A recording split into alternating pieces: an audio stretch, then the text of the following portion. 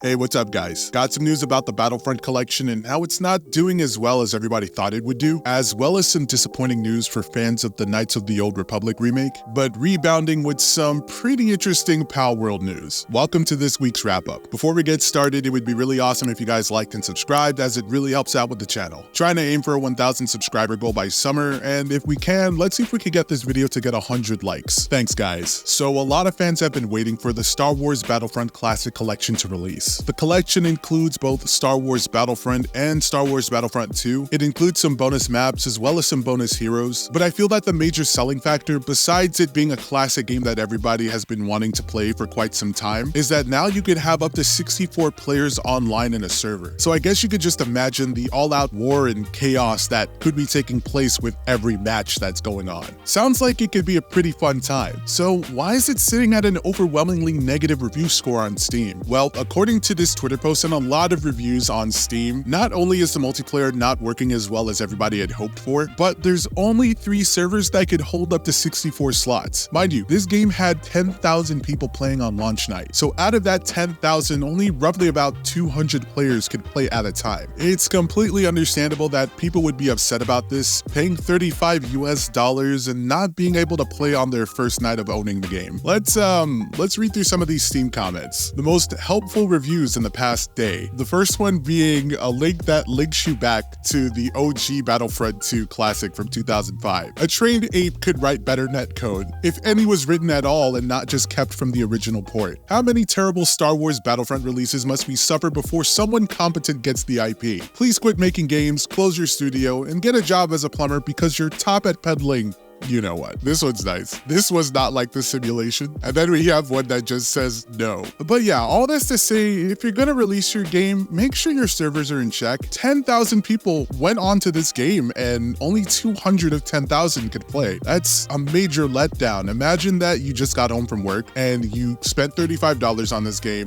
Granted, it's not like, you know, paying $70 for Suicide Squad and then having to deal with everything that that game had to offer. But you get home from work, you spend $35 on this game because you want to play the classic Battlefront games, and you're one of 10,000 people who have to wait because only 200 people are able to play the game at the moment. At the time of recording this, currently 3,180 players are online, so I'm guessing there might have been some server fixes, but I guess we'll have to wait and see. But yeah, I mean, I know it's not saying much, but at least their numbers are doing better than Suicide Squad, so a win's a win. What are your guys' thoughts on the release of the Star Wars Battlefront Classic collection? I can totally understand the frustration of buying a game and not being able to play it day one, but what do you guys think about the whole situation? Let me know what you guys think in the comments. While we are on the topic of Star Wars, let's talk about the KOTOR remake. So a couple years back, a lot of people had speculated that there was going to be a Knights of the Old Republic remake, and a lot of people were getting hyped. We finally got a badass trailer that showed off Darth Revan, and then nothing. Since 2021, we haven't really gotten any major news regarding the Knights of the Old Republic remake. The only things we really got was that Aspire, the company who just released Battlefront Classic Collection, they were taken off the project and the IP was now given to Saber. Well, with recent news, we've learned that Embracer Group is now selling the new KOTOR developer. There's a whole bunch of stuff going on with Embracer Group that I haven't quite looked into yet, so maybe I'll look into that and cover it in another video.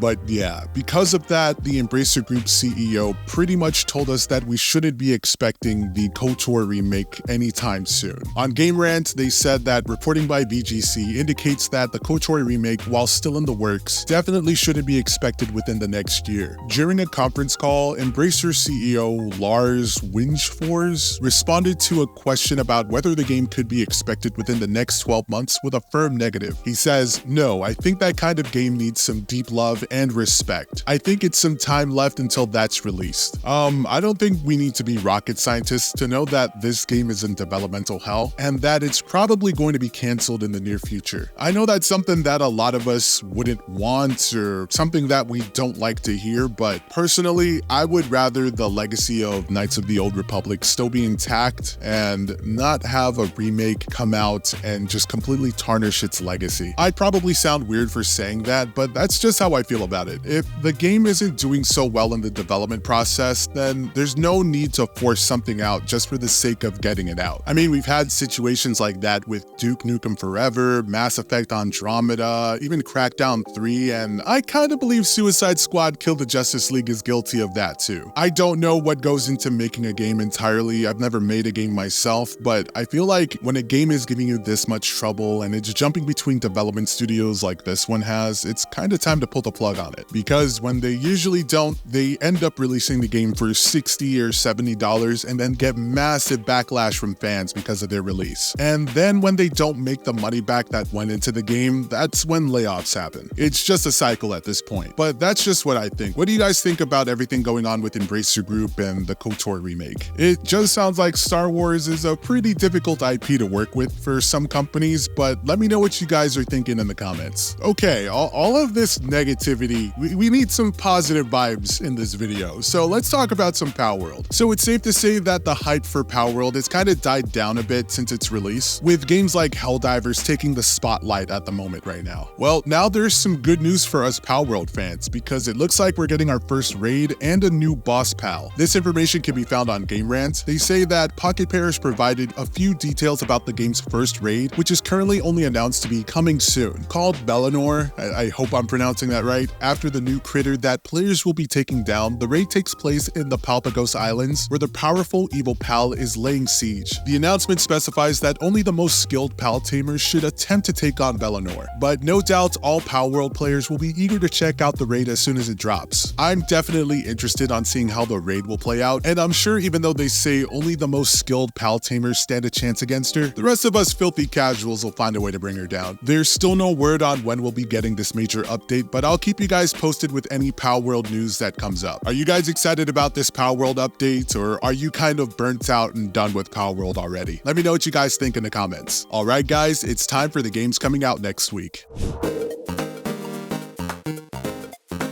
MLB The Show 24. Swing for the fences, experience game-deciding moments, become a legend, and live out your baseball dreams in MLB The Show 24. Everyone has a moment to own. Everyone has a story to tell. Unlock your moment, own the show. Coming to PS5, PS4, Xbox Series X and S, Xbox One, and Nintendo Switch, March 19th. Alone in the Dark. Return to Derceto Manor in this reimagination of Alone in the Dark, a love letter to the 90s cult classic horror game. Coming to PS5, Xbox Series X and S, and PC, March 20th. Horizon Forbidden West Complete Edition. Experience the epic Horizon Forbidden West in its entirety with bonus content and the Burning Shores expansion included. The Burning Shores add-on contains additional content for Aloy's adventure, including new storylines, characters, and experiences in a stunning yet hazardous new area. Coming to PC, March 21st. Midnight Ghost Hunt. A chaotic multiplayer hide-and-seek game. Possess seemingly harmless objects as ghosts or chase them down as hunters before the clock strikes midnight. Coming to PC, March 21st. Shines Over the Damned. You have no name, no memory, no weapons. There are no friends to protect you. You are alone except for your faithful German Shepherd dog, who will guide you through this world and stay by your side. Immerse yourself in a mysterious and terrifying walking simulator with your faithful companion, where jump scares, tension, and environmental puzzles surround you, and dangers lies in wait. Coming to PS5, March 21st. Rise of the Ronin. Embark on an epic journey across war-torn 19th century Japan in this action-focused open-world action RPG from Team Ninja, the veteran studio behind Nioh and Ninja Gaiden. Coming to PS5, March 22nd. Princess Peach Showtime. Help Peach save the Sparkle Theater from the Wicked Grape and the Sour Bunch, who have set the stage for the ultimate tragedy. Joined by Stella, the theater's guardian, Peach is ready to save the day. Coming to Nintendo Switch, March 22nd. And finally, Dragon's Dogma 2. Dragon's Dogma 2 is a single-player narrative-driven action RPG that challenges the players to choose their own experience. From the appearance of their arisen, their vocation, their party, how to approach different situations, and more, in a truly immersive fantasy world. Coming to PS5, Xbox Series X and S, and PC, March 22nd. And that's a wrap, folks. Thanks for stopping by, guys. If you enjoyed this video, please be sure to like, share, and subscribe, and I'll be sure to have more content available for you guys in the future. As always, stay calm, stay casual, and I'll see you guys next time.